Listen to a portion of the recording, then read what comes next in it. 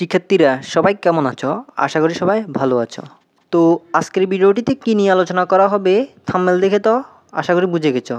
গতকাল সরকারিভাবে একটি নোটিশ দেওয়া হয়েছিল ষষ্ঠ থেকে নবম শ্রেণীর শিক্ষার্থীদের জন্য।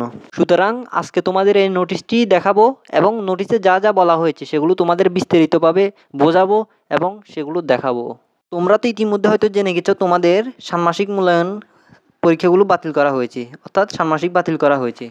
যেহেতু তোমাদের মূল্যায়ন বাতিল হয়েছে তাহলে তোমাদের এই 2024 সালের অবশিষ্ট 4 মাস কিভাবে যাবে সেই সম্পর্কেও এই নোটিশটিতে বলা হয়েছে। সুতরাং ভিডিও দেখতে থাকো। তোমাদের জন্য একটি গুরুত্বপূর্ণ কথা, ষষ্ঠ থেকে নবম শ্রেণীর সব ধরনের লেটেস্ট আপডেট সবার প্রথমে এই চ্যানেলটিতে তোমরা পেয়ে যাবে।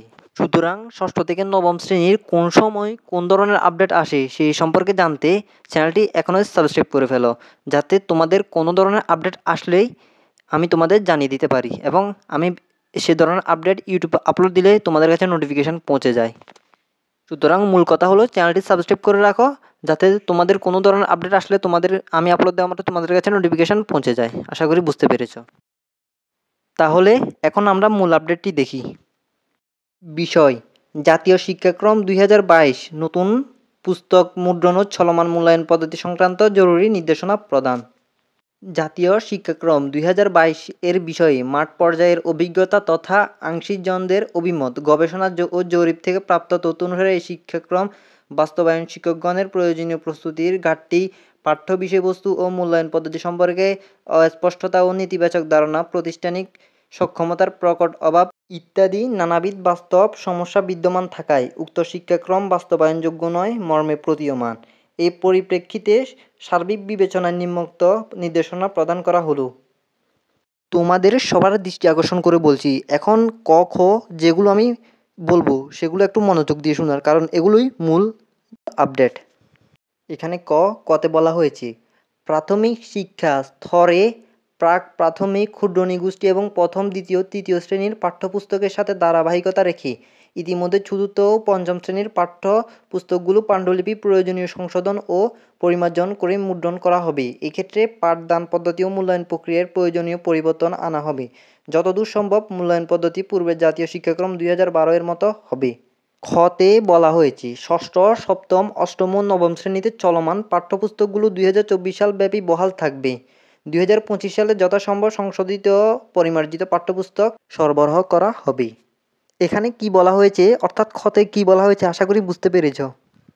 গতে যা বলা হয়েছে সেটি খুব গুরুত্বপূর্ণ, তাহলে একটু মনোযোগ দিয়ে শুনো। 2024 সালে অবশিষ্ট সময়ে ও বার্ষিক পরীক্ষায় ষষ্ঠ, সপ্তম, অষ্টম ও নবম শ্রেণীর অধ্যয়নরত শিক্ষার্থীদেরকে সংশোধিত ও পরিমার্জিত মূল্যায়ন পদ্ধতিতে মূল্যায়ন করা হবে।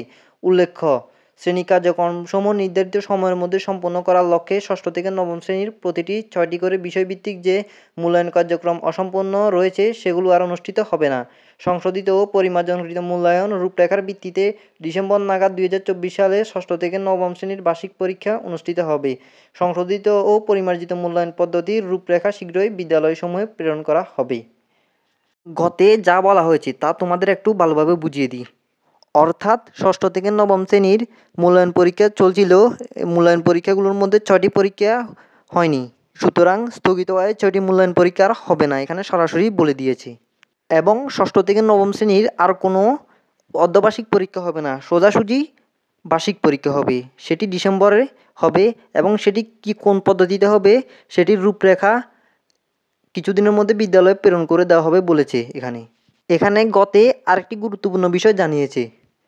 2025 সালে দশম শ্রেণীতে উত্তীর্ণ শিক্ষার্থীদের এসএসসি ও সমমানের পরীক্ষা 2024 সালের অনুষ্ঠিতব্য পরীক্ষা নেওয়ার লক্ষ্যে বিজ্ঞান, মানবিক ও ব্যবসা শিক্ষা শাখা অব্যাহত রেখে পূর্বের জাতীয় শিক্ষাক্রম 2012 এর আলোকে প্রণীত সংশোধিত ও পরিমার্জিত পাঠ্যপুস্তকসমূহ অর্থাৎ 2023 শিক্ষাবর্ষে ব্যবহৃত পুস্তক শিক্ষার্থীদের সরবরাহ করা হবে। জাতীয় শিক্ষাক্রম 2012 অনুসারে প্রণীত শাখা বিজ্ঞান, মানবিক ও ব্যবসা শিক্ষা ভিত্তিক এই পাঠ্যপুস্তকগুলো একটি সংক্ষিপ্ত পাঠ্যসূচি প্রণয়ন করা হবে যাতে শিক্ষার্থীরা এক শিক্ষাবর্ষের মধ্যে পাঠ্যসূচি সম্পূর্ণ করতে পারে। পাঠদান ও মূল্যায়ন পদ্ধতি জাতীয় শিক্ষাক্রম 2012 অনুসারে পরিচালিত হবে।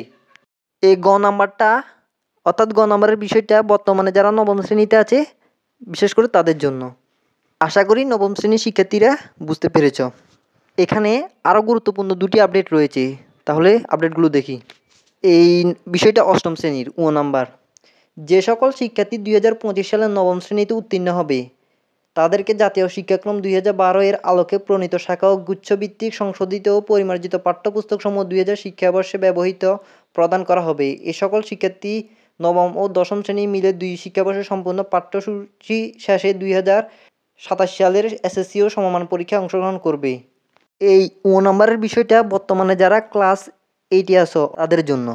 এখানে যা বলা হয়েছে তা তোমাদের একটু ভালোভাবে বলি। এখানে অর্থাৎ বর্তমানে যারা ক্লাস 8 আছো তারা এর পরের বছর অর্থাৎ 2025 সালে যখন নবম শ্রেণীতে উঠবে তখন তাদের পছন্দ মতো তারা যে কোনো বিভাগ নিতে পারবে, অর্থাৎ সায়েন্স, কমার্স, আর্টস ইত্যাদি যে কোনো গ্রুপ তাদের পছন্দ মতো নিতে পারবে।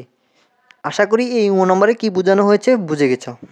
তো 6 নম্বরে বলা হয়েছে শিক্ষাবিদ, শিক্ষাক্রম বিশেষজ্ঞ, প্যাডাগন, মূল্যায়ন বিশেষজ্ঞ, সংশ্লিষ্ট বিষয় বিশেষজ্ঞ, সংশ্লিষ্ট শিক্ষা প্রশাসক, সুশীল সমাজের প্রতিনিধিগণের সহযোগিতায় 2025 সালে পরিমার্জিত শিক্ষাক্রম চূড়ান্ত করা হবে, যা 2026 সাল থেকে পরিপূর্ণভাবে কার্যকর করা হবে।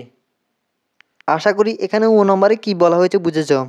এখানে বলা হয়েছে 2025 সাল থেকে শিক্ষা কারিকুলাম পরিবর্তন করা শুরু করবে এবং 2026 সালে সেটি পরিপূর্ণ হবে।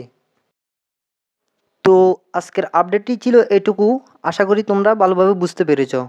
যদি এরপরও তোমাদের মনে কোনো রকম প্রশ্ন থাকে তাহলে কমেন্ট বক্সে কমেন্টে বলতে পারো। যদি ভিডিওটি দেখে তোমাদের ভালো লাগে এবং ভিডিওটি দেখে যদি তোমরা উপকৃত হও তাহলে ভিডিওতে লাইক দিতে ভুলবে না। সুতরাং আজকের ভিডিওটি ছিল এটুকু। সবাই ভালো থেকো এবং এই ধরনের আপডেটমূলক ভিডিও পেতে চ্যানেলটি সাবস্ক্রাইব করে রাখো। সবাই ভালো থেকো। আল্লাহ হাফেজ।